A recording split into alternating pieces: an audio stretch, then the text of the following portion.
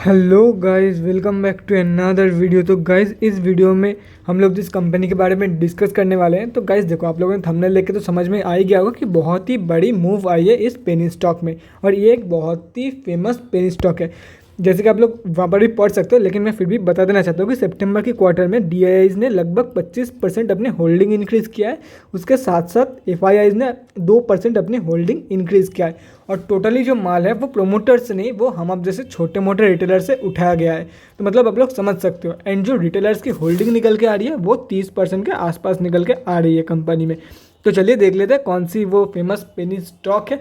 देखो, अगर penny stock मतलब अगर आप लोगों को नहीं पता था कि ये कंपनी भी लिस्टेड है स्टॉक में, या तो फिर कभी भी अगर आप लोगों ने ट्रेड भी नहीं लिया हुआ, लेकिन आपके मोहल्ले में या तो फिर आपके जो सोसाइटी है वहाँ पे कहीं ना कहीं ये प्रोडक्ट ज़रूर यूज़ होता होगा। ज़रूर 90% चांस यही है कि इस कंपनी का प्रोडक्ट कोई ना कोई आप लोगों के सोसाइटी में या तो फिर आप लोगों के मोहल्ले में यूज़ करता ही होगा। तो चलिए देख लेते हैं कौन सी कंपनी है ये। उसके बाद हम लोग डिस्कस करेंगे कि कंपनी फंडामेंटली कैसी है, एंड स्विंग ट्रेडिंग के क्या लेवल्स निकल के आ रही है, एंड कैसे जो है आप अपना प्रॉफिट को मैक्सिमाइज कर सकते हो थ्रू दिस कंपनी। उसके बारे में भी डिस्कस करेंगे। तो चलिए सबसे पहले देख लेते हैं कंपनी कौन सी है एंड कंपनी फंडामेंटली कैसी है for long term and short term trades. जी हाँ दोस्तों, ये जो कंपनी है वो डीएसटीवी है। इसीलिए मैं बोल रहा था कि हर देखो, आप लोगों के मोहल्ले में मैं जहाँ पे रहता हूँ उस सोसाइटी में, तो हर एक लोगों के मतलब 90% जो डीटीएच कनेक्शन हो गया वो डीएसटीवी की ही है। हाँ, काफ़ी एयरटेल, टाटा स्काई वो सब है, लेकिन मैक्सिमम डिश टीवी की है। और ये काफ़ी रिनाउंड ब्रांड आप लोग बोल सकते हो। बाकी अगर मार्केट कैप के बारे में बात करें, 3130 करोड़ की मार्केट कैप है। आरओसी जो है वो 11.7% की है। और रिटर्न ऑन इक्विटी नेगेटिव में जा चुकी है। एंड स्टॉक का पी यहाँ पे मेंशन नहीं है। डिविडेंड नहीं देती है कंपनी। फेस वैल्यू 1 रुपये का है। बुक वैल्यू के आसपास ही ये कंपनी अभी ट्रेड कर रही है। और अगर एक साल के रिटर्न के बारे में बात करें, 173.68% के रिटर्न अगर हाई एंड लो कंपेयर किया जाए तो कंपनी दे रही है। तो कोई बंदा अगर ठीक से स्विंग ट्रेड लिया होगा या तो फिर अगर शॉर्ट टर्म ट्रेड के लिए होल्ड भी किया होगा, तो हो सकता है 100 से 150% की रिटर्न तो आराम से बना के गया ही होगा, अगर उसके पास एक अच्छी एंट्री रहती है। तो अभी प्रोस एंड कॉन्स के बारे में बात करें, कंपनी आप लोग देख सकते हो डेब्ट रिड्यूस किया है। उसके साथ साथ कंपनी जो है वो आप लोगों को बुक वैल्यू के आसपास की भाव में ही मिल रही है। कॉन्स में बात करें, company has low interest coverage ratio. 5 साल की जो सेल्स ग्रोथ है वो भी काफ़ी कम है, लेकिन एटलीस्ट पॉजिटिव सेल्स ग्रोथ यहाँ पे देखने को मिला है हम लोग को। प्रोमोटर होल्डिंग लगभग 6% के आसपास है, जो कि काफ़ी कम है। 3 साल की जो रिटर्न ऑन इक्विटी है वो लगभग -1.5% के आसपास। तो रिटर्न ऑन इक्विटी नेगेटिव में जा चुकी है। Contingent liabilities of 1813.63 crore. Promoter का होल्डिंग लगभग 40% प्लेज हो रखा है। Companies cost of borrowing since high, 3 सालों में प्रोमोटर्स की होल्डिंग लगभग 55% डिक्रीज हुआ है। क्वार्टरली रिजल्ट के बारे में बात करें, देखो गाइस, यहाँ पे ऑपरेटिंग प्रॉफिट वाइज तो कंपनी काफ़ी सही प्रॉफिट शो कर रही है। मतलब ये देखिए, कोई भी बंदा बोलेगा कि बहुत ही सही प्रॉफिटेबल कंपनी है, लेकिन कंपनी की जो डिप्रिशिएशन वैल्यू है इसके सामने कंपनी लॉस दे रही है। वो मैं आप लोगों को ईयर ऑन ईयर बेसिस के रिजल्ट में दिखाता हूँ। देखो गाइस, कंपनी टोटली 1237 करोड़ के आसपास का लॉस शो कर रही है, जो कि 2021 की फाइनेंशियल ईयर से भी ज़्यादा की लॉस इस बार शो कर रही है कंपनी। मतलब आप लोग समझ सकते हो कितना ज़्यादा लॉस कंपनी शो कर रही है। हाँ, ऑपरेटिंग प्रॉफिट में कंपनी प्रॉफिट शो कर रही है, लेकिन कंपनी की depreciation value and other income के चलते कंपनी की इंटरेस्ट भी है, लेकिन इंटरेस्ट एज सच कुछ भी नहीं है, इतना ज़्यादा नहीं है कंपनी की इंटरेस्ट। कंपनी के पास डेब्ट भी काफ़ी कम है। कंपनी ने ऑलमोस्ट डेट फ्री बना चुकी है आप लोगों को, मतलब अपने आप को कंपनी ऑलमोस्ट डेट फ्री बना चुकी है। लेकिन कंपनी की जो अदर इनकम है and depreciation value, specially depreciation value के चलते कंपनी जो है काफ़ी ज़्यादा लॉस शो कर रही है नेट प्रॉफिट में। बैलेंस शीट के बारे में बात करें तो जैसे कि मैं बोल रहा था, कंपनी ऑलमोस्ट डेट फ्री बना चुकी है। अराउंड 550 करोड़ के आसपास का डेब्ट है। और कंपनी के पास जो रिजर्व है वो 2590 करोड़ के आसपास, ऑलमोस्ट 2600 करोड़ के आसपास का रिजर्व का मौजूद है कंपनी के पास। मतलब ऑलमोस्ट डेट फ्री भी आप लोग इसे बोल सकते हो। अभी बात करते हैं कंपनी की कैश फ्लोज के बारे में। तो गाइस, यहाँ पे आप लोग देख सकते हो -19 करोड़, मतलब 19 करोड़ की नेगेटिव कैश फ्लो मौजूद है कंपनी के पास। एंड अगर बात करें शेयर होल्डिंग पैटर्न, जैसे कि आप लोग देख सकते हो, डीआईआईज ने 2.378 डायरेक्ट 26.59 किसने बाय किया है? येस बैंक इंडिया लिमिटेड, मतलब येस बैंक लिमिटेड ने बाय किया है। एफआईआईज ने भी अपनी होल्डिंग इंक्रीज़ किया है। पब्लिक में बात करें तो गाइज़ यहाँ पे अगर ये सब बड़े रिटेलर्स की होल्डिंग कैलकुलेट करते हो और हम आप जैसे छोटे मोटे रिटेलर्स की अगर कैलकुलेशन लगाते हो तो वो निकल के आ रही है 31.38%। मैंने ऑलरेडी कैलकुलेट करके रखा है, तो लगभग 30% के आसपास जो है हम आप जैसे छोटे मोटे रिटेलर्स की होल्डिंग है इस कंपनी में। अभी बात करते हैं कंपनी एक्चुअली लॉन्ग टर्म के लिए कैसी रहेगी। देखो गाइस, सब कुछ ठीक है, कंपनी एक बहुत ही सही ब्रांड है, हर कोई बंदा मतलब हर एक बंदा जो स्टॉक मार्केट में नहीं है वो भी इस कंपनी को जानते हैं, सब कुछ ठीक है। लेकिन guys company overall loss show कर रही है। देखो हम लोग हैं लालची लोग, हम लोग यहाँ पे पैसा बनाने के लिए आए स्टॉक मार्केट में, ना कि पैसा गंवाने के लिए। इसलिए मैं बोल रहा हूँ गाइस, देखो चाहे ऑपरेटिंग प्रॉफिट हो, ऑपरेटिंग प्रॉफिट में प्रॉफिट शो कर रही है, या तो फिर हम प्रॉफिट बिफोर टैक्स में, हम लोगों को तो नेट प्रॉफिट में प्रॉफिट चाहिए, ठीक है, हम लोगों को चाहिए नेट प्रॉफिट में प्रॉफिट, चाहे वो इंटरेस्ट कॉस्ट की वजह से लॉस दे रही है या तो फिर अदर इनकम की वजह से या डिप्रिशिएशन वैल्यू की वजह से, उससे हमें कोई फ़र्क नहीं पड़ता। कंपनी नेट प्रॉफिट में मतलब totally overall loss making company है, तो हम लोग बिल्कुल भी लॉन्ग टर्म के लिए पैसा नहीं लगाने वाले। और कंपनी जो है ये नहीं है कि आज लॉस मेकिंग बना है, पिछले कई सालों से कंपनी लॉस शो कर रही है। तो गाइज मैं आप लोग को यही रिकमेंड करूँगा, देखो कंपनी के प्रोडक्ट्स में दम है, लेकिन अभी सब कुछ ऑनलाइन हो रहा है, काफ़ी सारे कंपनीज़ है, ऑनलाइन में भी टीवी देख सकते हैं, तो कोई डिस्ट्रीब्यूटर ऐसा प्रेफर नहीं कर रहा है, ये मुझे लगता है।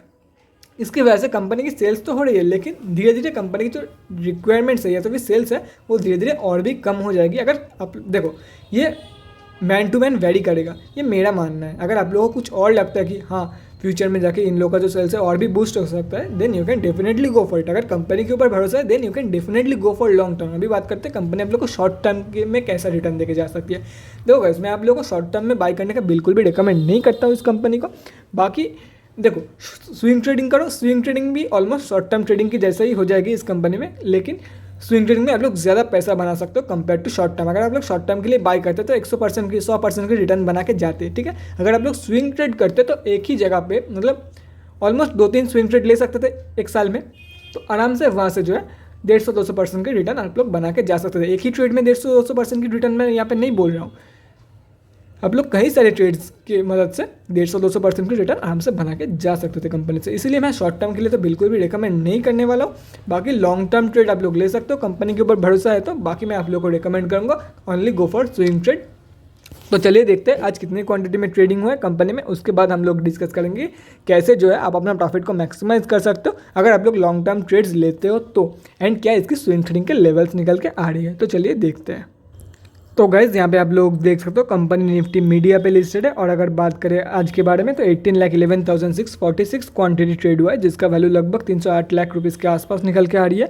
पेंडिंग ऑर्डर क्वांटिटी के बारे में बात करें 785 सेलिंग ऑर्डर पेंडिंग है, 16.95 रुपीज़ की प्राइस पॉइंट पे। डिलीवरी परसेंटेज अभी तक अपडेट नहीं हुई है। यहाँ पे इंडस्ट्री में ग्लिच रहता है कि डिलीवरी परसेंटेज कहीं सारे स्टॉक्स के लिए अवेलेबल नहीं रहता है, तो कोई बात नहीं। और अगर आज के बारे में बात करें ओपनिंग प्राइस पे ही क्लोजिंग हुई है, यहाँ पे आप लोग देख सकते हो लगभग मतलब प्रीवियस क्लोजिंग के प्राइस पे ही क्लोजिंग हुई है, ओपनिंग प्राइस पे नहीं, प्रीवियस क्लोजिंग प्राइस पे ही क्लोजिंग हुई है। इसीलिए आज 0% अप या डाउन थी कंपनी। अभी बात करते हैं स्विंग ट्रेडिंग के लेवल्स एंड कैसे जो है आप अपना प्रॉफिट को मैक्सिमाइज कर सकते हो उसके बारे में।